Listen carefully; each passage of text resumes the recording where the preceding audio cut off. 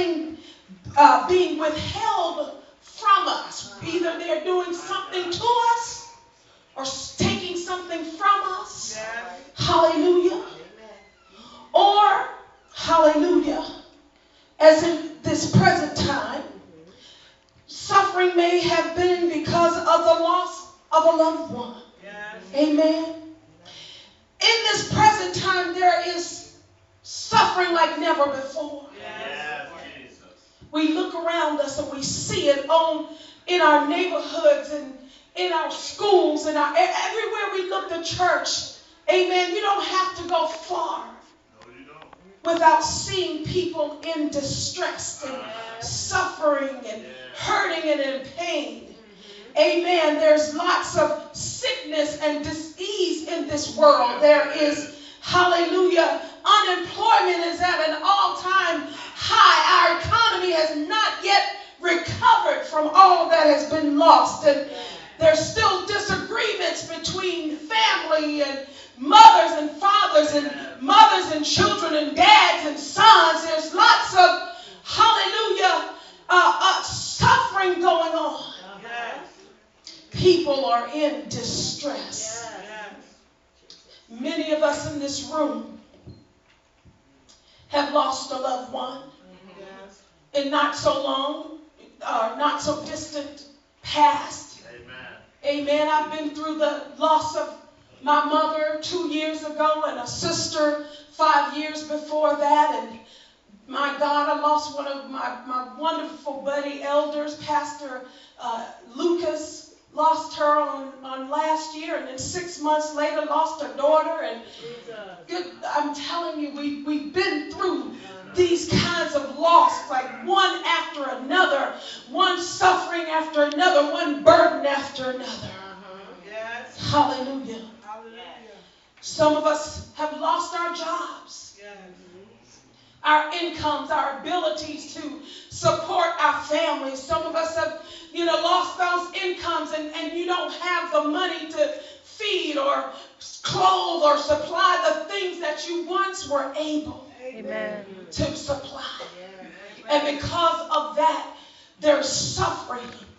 Amen. That you can't get to or bring forth the things that you want to bring forth. Hallelujah. Pray with me.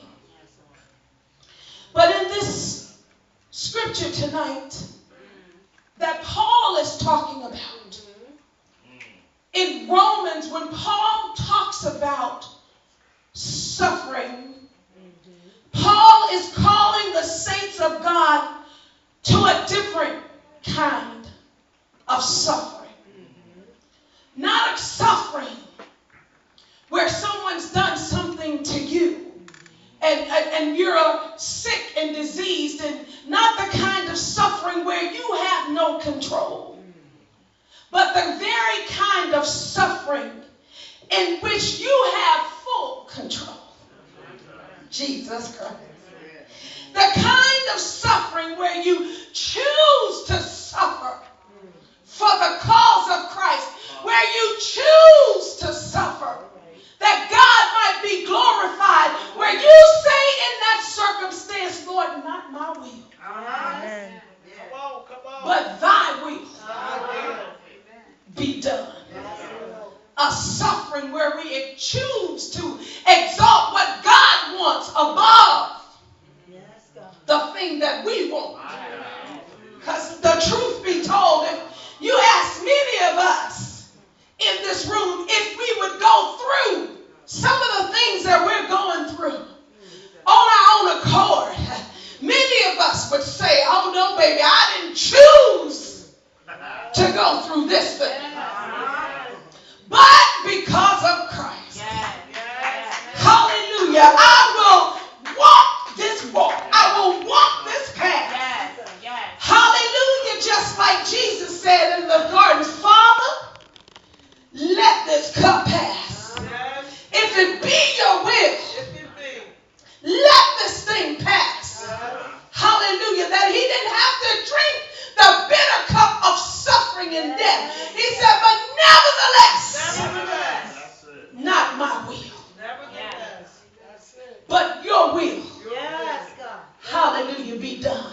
Yeah. That's the kind of suffering that Paul is calling us to tonight. Amen. In that scripture in Ephesians, Paul is praying for the believers that God would grant you, according to his riches, to be strengthened with might, to be strengthened with power, to be strengthened on the inside by the Spirit of God.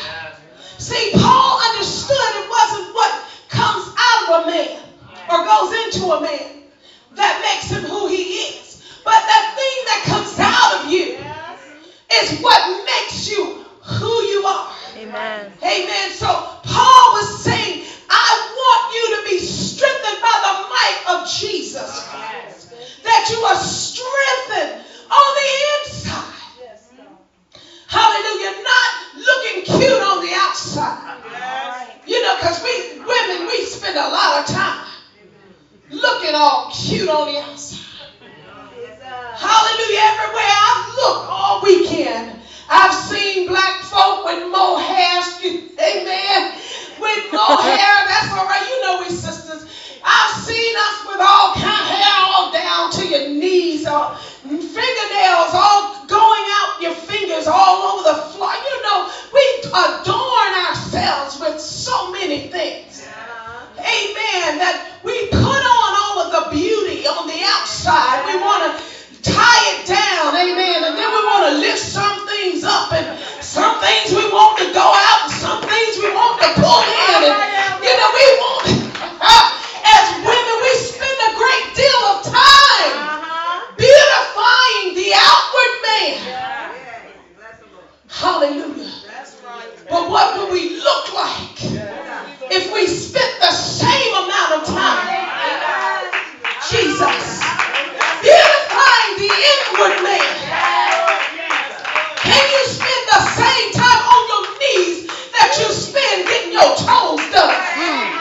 Can you spend the same time getting your nails manicured? Can you spend that same time in prayer, in studying the Word of God, or reading the Bible, or going to church, or being in the presence of God? That's good. That's real. Beautifying yourself with holiness, as the Bible says, adorning yourself with grace and virtue and strength and power, all of the things that will not rot or be destroyed. Do you know how much money we spend? Amen. On things that don't even matter. On things your children gonna throw away when they put you in the ground. Come on, I ain't playing tonight. Hallelujah. Come on, things that are just not going to last any longer than you are on this earth. Things that may not even last beyond your time, amen, as an adult. They may go away even before you go away. And that's why the Bible tells us, don't lay up treasures upon the earth that dust and moth can destroy, but to lay up treasures in heaven that are eternal. Hallelujah. Working an eternal weight of glory for you. Beautify yourself with holiness. Hallelujah. Doing that inward man. And so Paul is praying that we might have that kind of beauty and strength on the inside. Hallelujah. By the God that we serve. He says that we might be filled with the fullness of God. Imagine being filled with the fullness. Hallelujah. Amen. That little bit of anointing, that little time that we have when God begins to not only send his glory in us, but upon us, that time is wonderful. But imagine what it would be if we were filled with the fullness of God. Oh my God. The impact we would make in this world. So Paul says he's praying for us that we might have that. And that nothing, as he talks about us being filled with the full brings us closer to God than suffering.